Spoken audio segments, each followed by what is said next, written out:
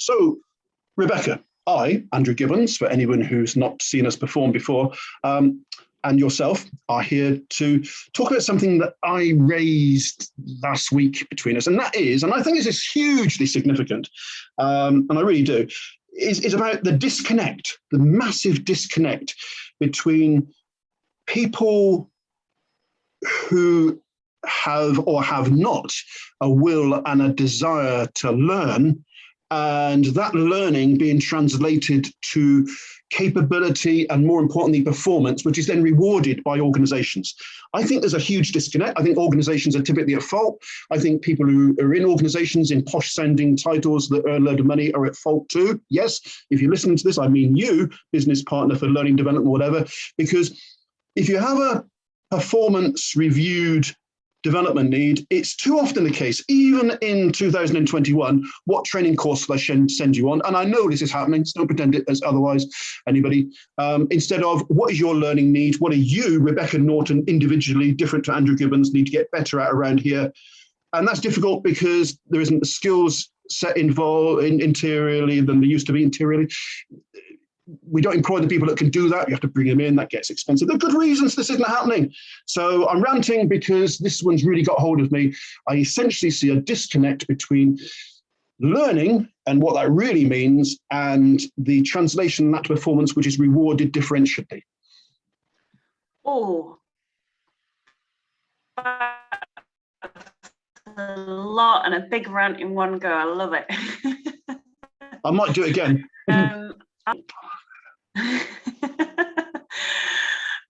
Yes, gosh, there's so many things in there, really. For me, learning is innately enjoyable, but then that's because I have more control over what I learn, and I think possibly that is some of the problem. In some of these bigger organizations, there are mandatory training courses or modules that you need to do. I might not be interested in learning how to do X, Y, Z, but you've told me that I need to do it, and therefore the buy-in is never going to be great. And actually, is that just a box ticking exercise? Like you say, will it really help me to do my job better just because I've been on this training course? Yep. and it's very frustrating, isn't it, I think, to do that. So I think this is where this might take us off on a slightly different tangent, so please feel free to bring me back again. But you mentioned about tailoring learning to individuals, and perhaps this is where mentoring could come in more usefully than just sending everybody on, right, you all need to do driver safety regardless of whether you drive for us or not, sort of thing. Well, yeah, absolutely. We could take this a lot of different places. We're trying to keep this recording tight, so we might go those different places another time. Mandatory training, obligatory training, health services full of it. You must all go on this. And then you get a load of people who are texting all the time, are having to leave and come out, are being called away, whatever. I'm going to tell my negotiation story to just highlight this. I'll try and do it as quickly as possible. I've been talking very fast. And I ran a negotiation day for a local authority in the Midlands. I usually name them, but I won't this time. And it was a negotiation day. It's a good practical day. It's lovely. It's really helpful. And I had Mr. Awkward there. You can always tell Mr. Awkward, he's sat there like this. And he's always the last one to introduce himself. It was the introduction thing, hello, why are you here? What do you want to get from it? And then we came around to Mr. Awkward, and Mr. Awkward says, well, my name's whatever his name was, and I don't really want to be here. I'm obviously not very good at negotiation because I couldn't negotiate my way out of being here today. And so I suppose that for me is the personification of what we're talking about. I see no purpose in being here. I don't want to be here. And I'm prepared to tell you so. Most people at least aren't that rude. Hey, what's rude about it? Thank you. I now know where you're coming from. And we had a decent day together. But I suppose that personified it for me at an extreme level of, I have got so many better places to be than this. I don't need this. I don't want it. And I'm going to do nothing as a result of being here, if only to prove the point I shouldn't be in the first place. Yeah, it is interesting, and I think it's a real shame because it really sort of diminishes learning and learning opportunities. And interestingly, just on a similar point, I was working with a client yesterday, and she was saying that she was on a training course to learn how system, and she said, I actually ended up looking for another job while I was in there because it was awful. That's not good, is it, really? If you're going on a training course to learn about your job and it makes you want to look for another job, so there's something wrong with the system if it's making people do that. And so I think there's a couple of issues in here. I think one, yeah, sending people just on courses because it's a tick box exercise is never good. 2, yeah, exactly. 2, there has to be some buy-in and some control on the part of the person who's going. And 3, the training has to be good as well. I mean, I think sometimes there is a bad reputation around some of the mandatory training things. You know, it's like, oh my God, I've got to waste a day of my life sat in this training. And so that perception around it, and unfortunately sometimes it's not high quality training. So I think there are a number of issues with this situation, unfortunately. Yeah, I think so. I think you're right. It isn't all down to organisations, just most of it, and I mean that, most of it, organisations. You ain't getting off of this, you're going to get some clobbering from me soon.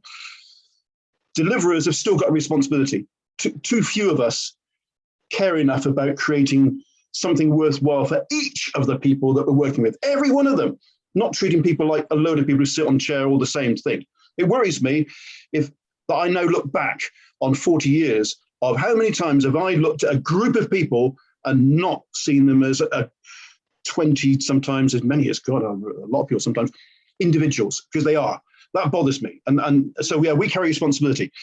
Individuals, of course they do, but they're not going to get fired up if they don't see any point in being so. It's mostly the organization's fault for not providing the organizational environment in which people feel there's a purpose and an outcome of being bothered about your own learning.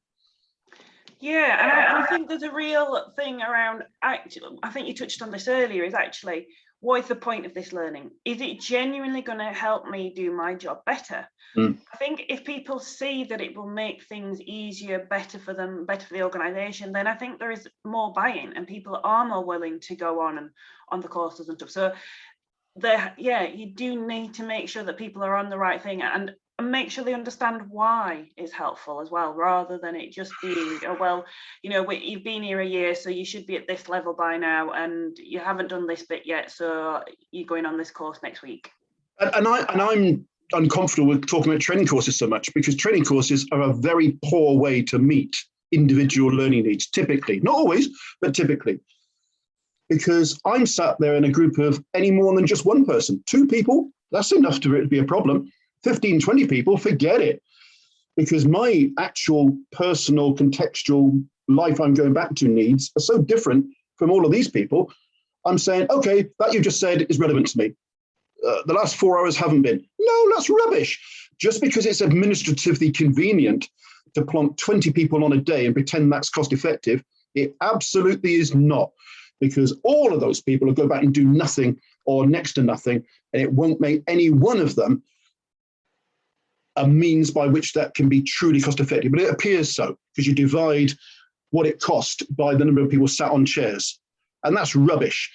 The only way to meet real individual needs is working really individually. Yeah, definitely. And in some respects, you could probably save money if you did it that way, because just think, all right, actually, you know what you could do with learning about this part of the business? Go and shadow such and such in that department for a couple of days and see, you know, or go and speak to this person here.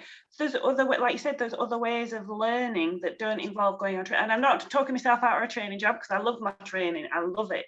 But sometimes, like you say, it's not always the best thing to do, is it really? And it has to be something that you can implement. So why are we having this discussion in 2021 when I was having it with colleagues in 1982? Because I was at that time, not because I'm remarkably insightful and marvelous, I had a frustration then of saying, we've just been working with 15 people in this organization of which I was then employed, and I just don't think we've achieved anything. I really did used to talk like this, and I used to worry the hell out of my boss because he never used to think this way. He'd spent 30 years not thinking about it, and I'd spent the first 6 months of my now 40-year career, already thinking, what's the point of this? Which caused interesting tensions between us, but always very positive ones. He was a good bloke. And as you say, training courses, apparently the panacea, but no, for instructional purposes, for compliance purposes, for absolutely you must know this, yes, okay. Even then you've got a job on your hands. But for anything else, forget it. Read this, talk to so-and-so who knows more about this than you do. Spend a day with so-and-so, watch this video, whatever. It feels like second rate. It feels for too many people, I think, like a poor substitute for training, which is a thing and can be procured and paid for. But it hits individual real needs. It's messy. It requires a bit more careful management, more subtle management. It's not done by an administrator or coordinator sending someone on the course, tick box, done. For it to be purposeful, it needs to be followed up. It needs to be dealt with at an individual level. I don't think organisations have got the will or the skills to do these things. Yeah, again, I think there's a number of issues with that, aren't there, really, in terms of, like you said, it's much easier organisationally to say, right, 10 people are going to go on this course on this day, it's done, and it's very easy to measure that. You can see it's done. If you've got 1 or 2 people who you are sending off into this department to go and speak to this person, or you're going to go and read up on that, or whatever, then it's much harder to tick it off when it's done. I guess there's something around that standardizing, isn't there? And sort of, yeah, the quality assurance. Well, but again, I don't necessarily feel that it meets a quality assurance box either, just by sending somebody on a training course or something, or doing e-learning. I mean, that's the other big thing at the minute as well, isn't it? Oh, go and do this e-learning thing, and I think, seen it before, been there, done that in 5 or 6 cycles. It was called open learning back in the early 90s. It was called e-learning. I remember speaking with a very notable person in the learning profession, who in the mid 90s was saying most e-learning is e-reading, and he was right, and he's still right. You're basically giving people a book in an e-learning form, pretending it's e-learning. That's not e-learning. E-learning for me is about saying, get out there and find all you can. Go somewhere with this. I don't know where you're going to go. I don't know what you're going to find. Go and explore. Here are some places to start from. Tell me what you come back with, and we'll talk about it. That's e-learning for me. It's using the e-environment, not pretending it's a book, not pretending it's a manual. That's just constraining and taking away the opportunity that real e-learning is about. The internet's full of learning. Go out there and find some of it. That's what people should be saying. But there's a discomfort with not being able to manage that.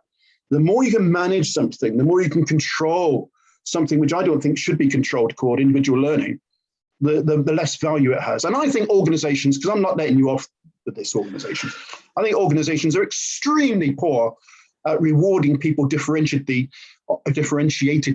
on their performance and their learning.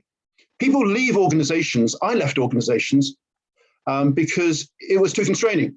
It was too frustrating to be in the company of people who knew the day in 32 years' time that they were going to retire on, and that they were going to earn as much as me next year and the year after and the year after that, because we're in the same pay band.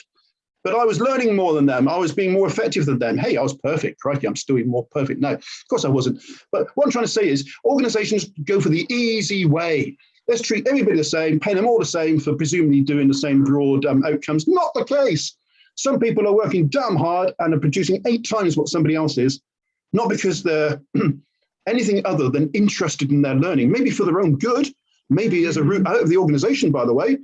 But that's hard to manage. And I'm kind of a little bit aware of how difficult that is, but the difficulty of the management of that process shouldn't be the reason it isn't attempted.